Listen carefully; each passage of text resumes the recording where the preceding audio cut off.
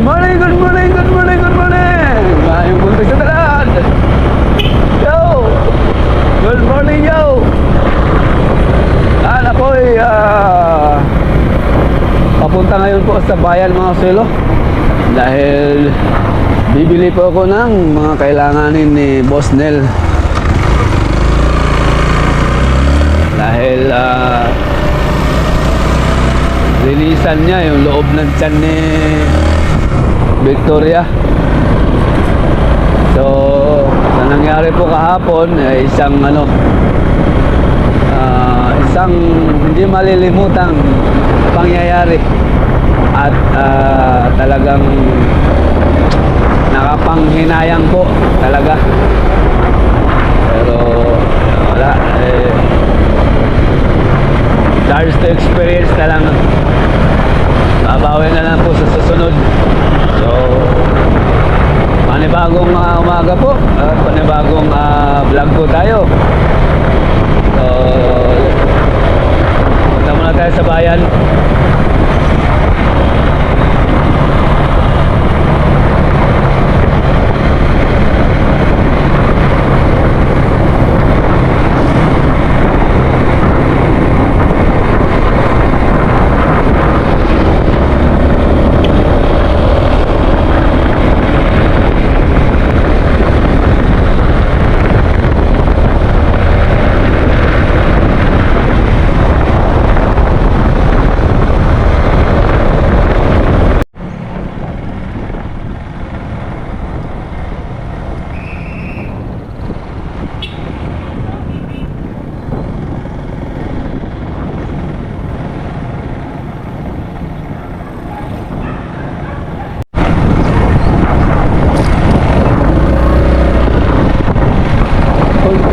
Tayo sa bayan ng Baybay, public market ng Baybay.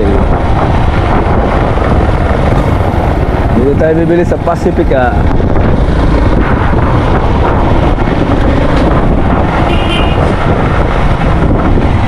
Uy, kakabukas pa lang, parang tayo ang buwan ng mano.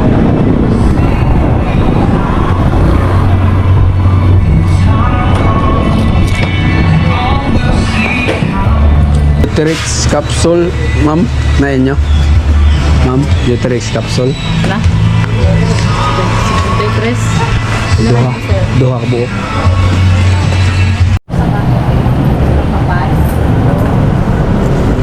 Betadine, ma'am.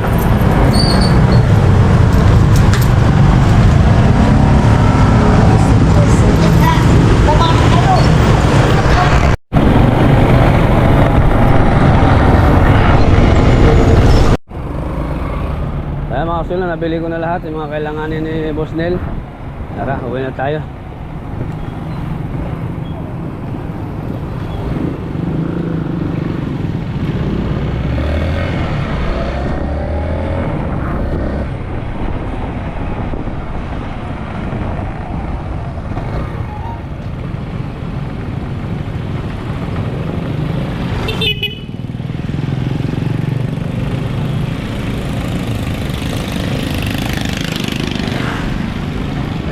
Kamali ako ng dinaanan na traffic pala dito pagka umaga.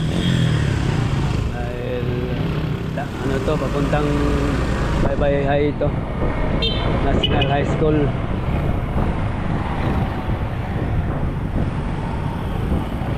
Traffic dito. Kanan tayo din eh.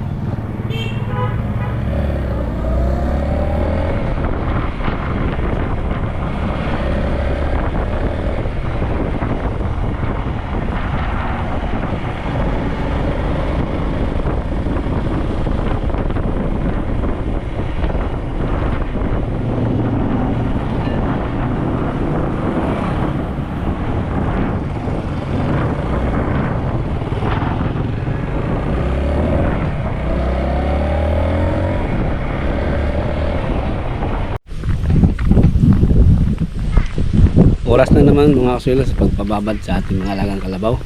Kasama ko ngayon si Queenie. Ito yung ating uunahin sa pag-swimming. Back to zero tayo mga kasuelo. Pero ngayon mayroon na tayong idea sakasakali po. Ito si Queen eh. Ito ang gagawin kong halimbawa, or kasi first time din niya ito, kung sasakaling matsempuhan ni Boss Neil ito, kasi na-AI ito. So may record na tayo dito, July 22. So meron tayong target, alam na natin kung sakasakali dito na lang tayo babawi. Dito na lang ako mag-focus kay Queenie. So sana mag-fertile. Lubog. Yon, very good. Babad na si Queenie mga kaswilo. Punta natin si Jason. So naghihintay lang ako ni Boss Neil mga kaswilo, yung ating kilalang technician ba. Kaya busy din yung tao na yun, dahil marami din yung inaasikaso araw-araw. Pumupunta yun ng iba't ibang barangay dahil nga yun ang kanyang trabaho. So sabi ko, kapag okay ka na, pray ka na, unahin niya muna yung sa kanya, yung nagpapa-AI sa kanya, ganyan. Tapos merong mga anak na AI niya, yung servisyo na yun, kailangan siya doon. So hintay lang tayo sa kanyang pray na oras. So naka-ready na yung aking gamot. Okay, tuloy pa rin mga kasolo. Kaya tamlay siya mga kasolo. Tamlay. Painumin ko lang siya ng tubig.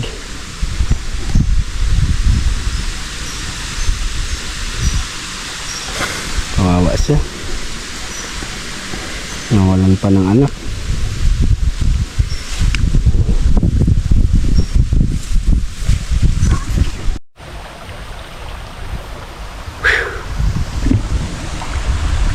So dating gawi mga kaswilo, pinainom ko yung aking dalawang mag-ina dito.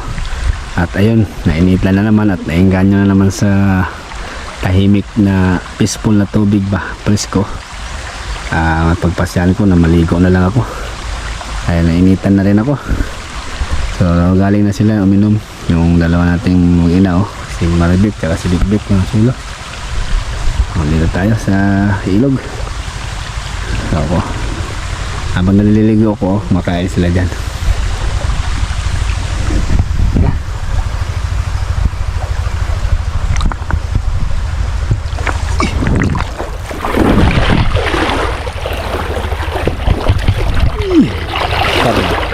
Lamig.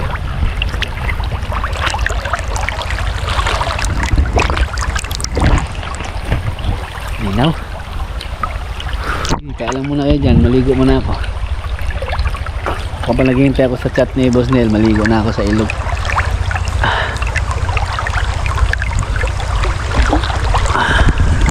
Magina malaki na si Bikbik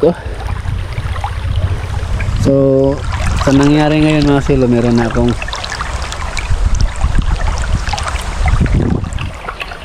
experience or idea.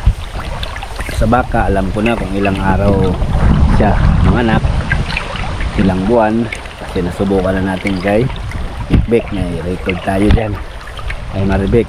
Tapos sa kalabaw, ayun, kahapon nagka-idea na tayo, kapag pala may lubitaw ng ganun, tumatob pala yun. Panubigan kung tawagin dito sa Bisaya or Tagalog ba. At least unti-unti po nagkakaroon po ako ng idea. Aminado naman talaga ako na may pagkukulang din ako doon kay Victoria. Dito agad inagapan ba, hindi ko agad pinadukot. Oy, huwag kayo lumayo.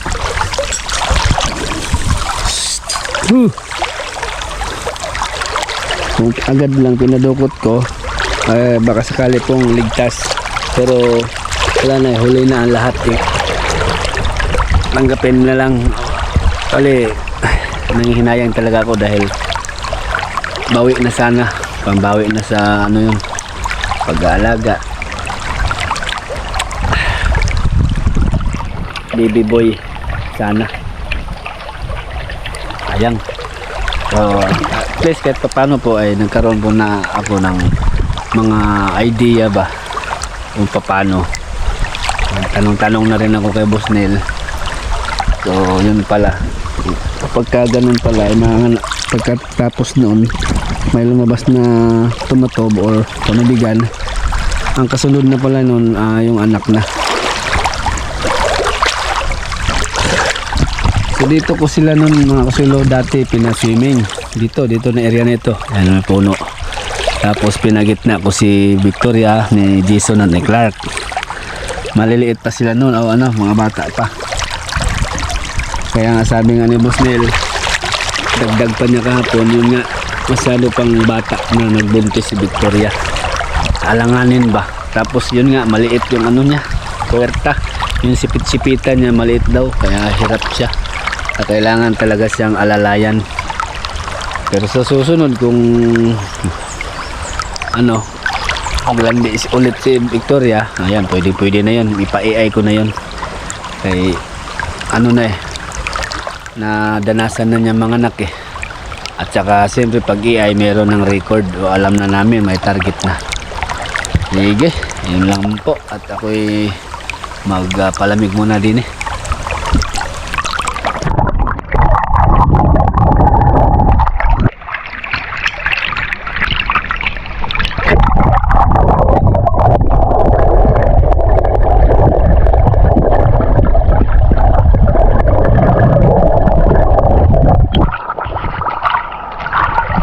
Sarap ko rin.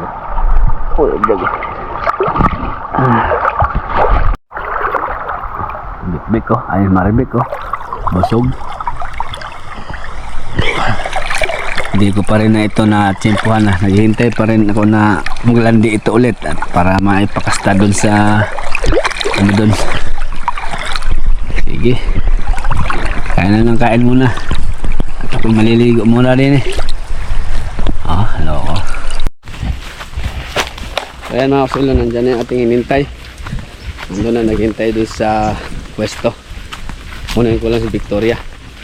At dala-dala na namin yung kanyang mga kakailanganin.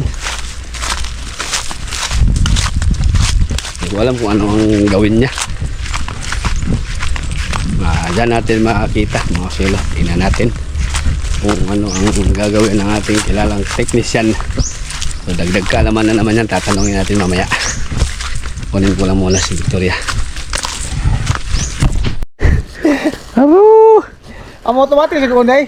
Oo. Gawag gagawin siya, babaho kamay. Atong hindi ka antibiotic ni. Nasuot ako ni Boss Nel lang, bahan kay medyo may amoy na. So kasi hindi ka, parang ka ba? Masilan ka sa... Naging technician na tayo ah. Saan mo eh? Bali. Hindi alam yung isuot mga silo. Pinaso mo eh. Tayong assistant yan. Oh. Basta ka ba?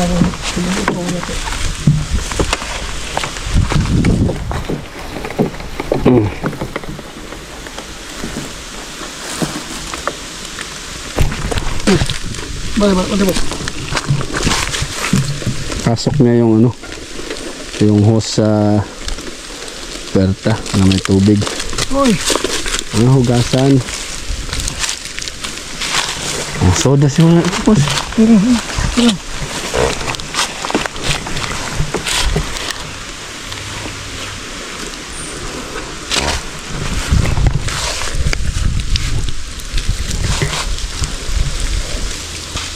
Grabe maga yung ano niya, puwerta.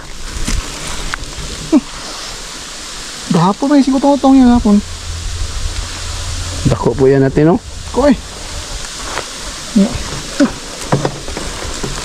Ano nga ba? Kadakon ba? Di pa agad. Langanin, no? Nanganin pa. Bigla. Hindi pa dapat mabuntis. Bilang. Nga, pala ni. Isa ni patuna ha. Silong sa ni. Siksan kita nga.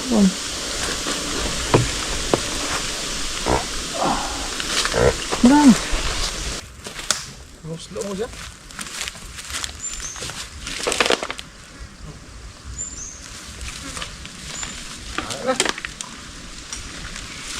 Itong kasan. Para limpyo.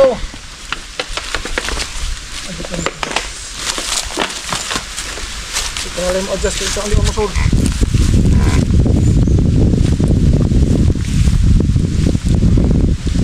Ayaw na niya pumasok doon mga silo sa ano. Mga dala.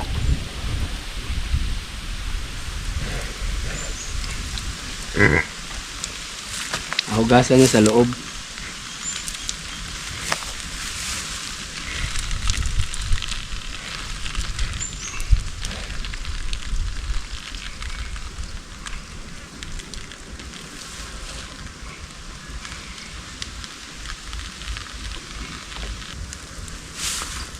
Buwan na. Oh,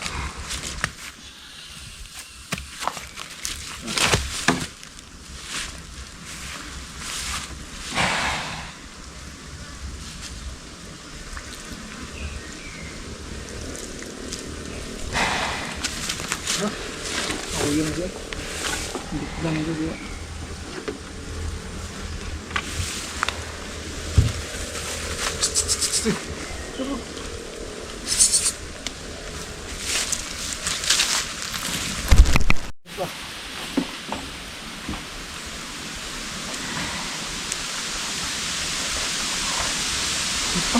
Ito ang isang na.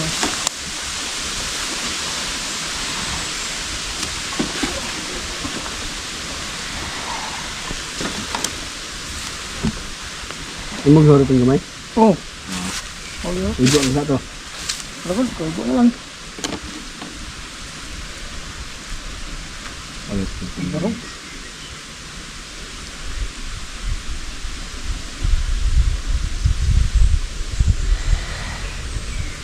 Wala ay paminaw. Oh. Ayo sa iyo humon. Anak niyo siya? Wala kay nakoma sa pangat bakit ito. Nagisi na dira na. Babaw. Yung mo ispihan eh. Bawa ng gisi. Yan, kundunit no. Bisa tibok na ko dia. Tibok pure ta niya. Dira. Kailangan oh. Uglon na no? Nangawang mo. Diyan mo lagi ispihan lang nimo. Ay lang kaligo ako. Sana.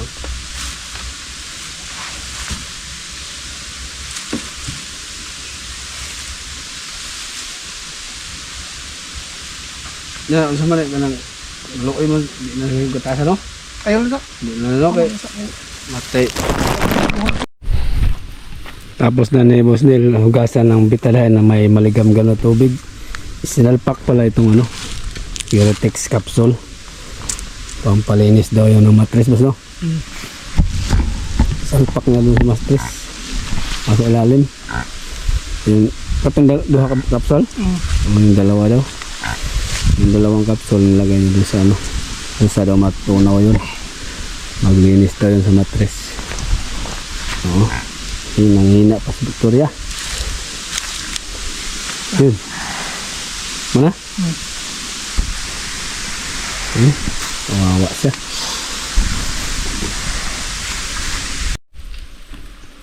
So mana? Antibiotic. Antibiotic. Sinuro ka na ba niya ng antibiotic? Sige.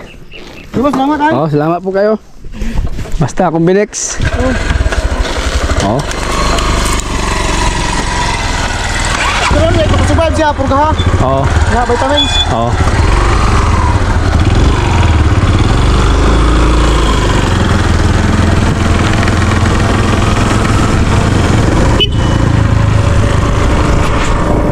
Ayan mga kasuelo. Ano pala? Bibili pa pala ako ng ano, Combinex dahil dun sa sugat niya. Naubos na pala yung Combinex ko dun sa kambingan. Akala ko meron pa laman. So yun, ang bili niya sa akin, wag daw munang paliguan. Tapos pagka naka-recover, purga, tapos vitamins. So ako na lang ang mag-take nun. Ay alam ko naman. So yun mga kasuelo, natanong ko rin na pwede bang gatasan. Sabi niya ay wag na lang daw muna kay hirap ang kalagayan niya ngayon. Hinang-hina pa, kawawa kung gatasan mo na naman. Hindi na daw muna. So yun, buti na lang nandun si Boss Nel, nalalayan ako, tinuruan din ako siyempre. So paalis na siya kay meron siyang ano din, pupuntahan din. Buti inuna tayo. So maraming salamat kay Boss Nel Cabanya, maraming salamat sa pag-alalay. Kahit hindi man natin nailigtas, at least nailigtas naman yung buhay ni Victoria. Kailangan pala mga kasuelo, hugasan yung ilalim. Yun ang ginawa niya kanina, hinugasan niya muna na malinis na tubig. At pagkatapos ay nag-set siya ng betadine, maligamgam na tubig sa galon. Ayun, same pa rin na proseso. Ano niya ng hose, tapos pina-sprayhan niya dun sa ilalim para ma-disinfect yung mattress daw. At pagkatapos na malinis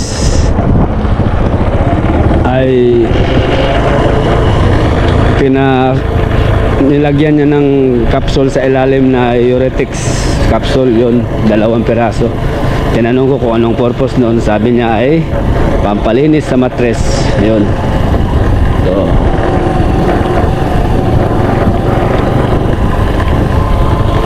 hinang-hina si Victoria mga silo. So ano nga daw siya, kulang pa sa edad ba ang nagbuntis, sabi niya, kaya nagkaganon.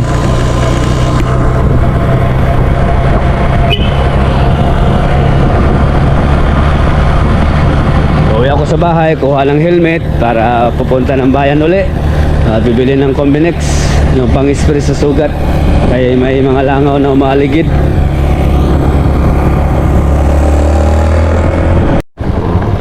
Tama, so lumabas na yung aking uniko iho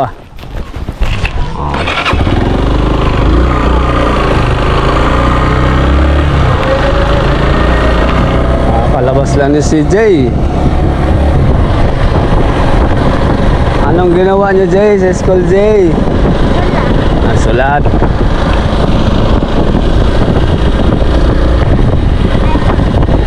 Sibig. Ha? Sa spelling daw 9/15 si CJ. Pwede na, pero hindi pa. Dapat ma-perfect mo yun. Susunod.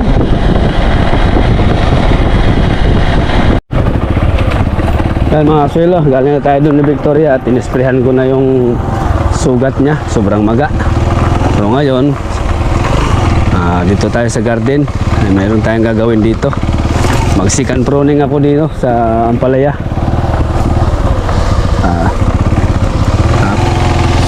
Tapos mag-spray ng foliar. Uy! Dito nga yung partner, oh!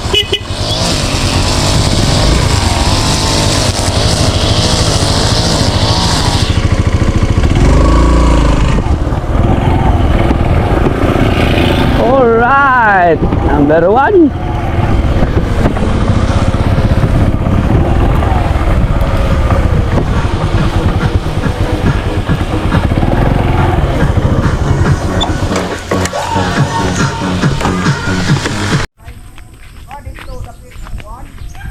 Yan mga kasuelo, mag second pruning na tayo sa ampalaya. Oh, ang ganda. Ang ganda ng garden na to. Marami nang lumitaw na bulaklak. Tapos bukas umaga, sprayan na naman natin ang foliar. Foliar lang kasi wala namang insekto. Ano? Healthy. Ang pipino, daming bunga. So dito tayo mag-pruning sa ampalaya. Second pruning na tayo. Dito tayo mag-umpisa sa kabilang dulo. So, kailangan nang tanggalin itong mga sanga sa ilalim. Second pruning tayo.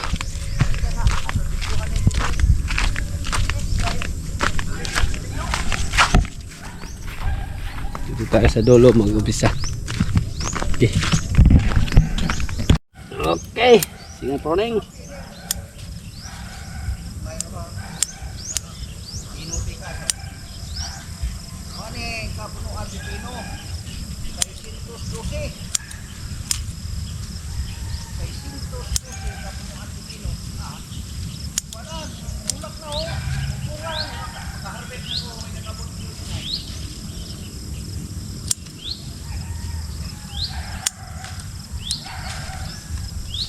Ingat lang mga sulo kaya baka maputol yung main ba. 50 ang kilos, pipino. Tapos yung pinagputulan, ulam na. Oh, phone. May bato sa nga ay supervisor no nga para pruning nanguha og panguhaan man nila og kuwan kay nagutan po nisang munggos kuno mga sanga ba panguhaon man yung mga sanga.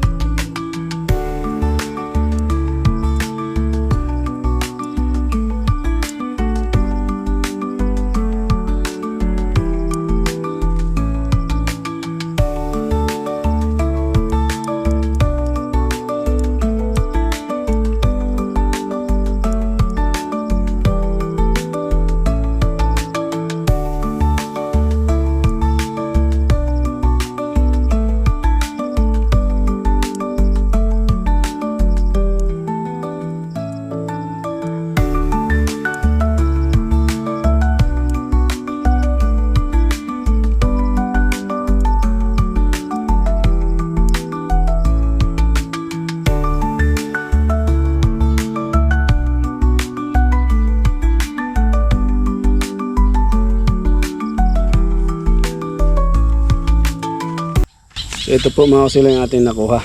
Ayan o, mga sanga ito. So bukas ng umaga mag ano na ako dito, mag spray ng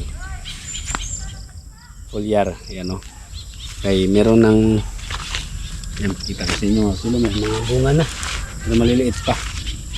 Ayan o. So yan na, yan na. Bunga na po yan mga kasilo. Pipino. Yan. Meron na. Yan. Ang daming bunga na oh. Pero follow up pa natin. Resulta na yan sa abono. Tapos yung foliar na in-apply din namin. Ayan. Yung in-spray ko. Ayan na. Marami na bunga. Pero doon sa nauna na 2 tudling may mga malalaki na. So yan ang ating assignment bukas. Mga kasilo. Mag-spray na. So, ngayon wala naman ako nakitang mga kumakain ng insekto. Kumakain ng insekto, kumakain ng dahon na insekto ba. So, kung ganon, foliar lang ating i-apply dito bukas. Okay. So, tigil na ako kay pupunta na ako sa aking mga kalabaw at baka.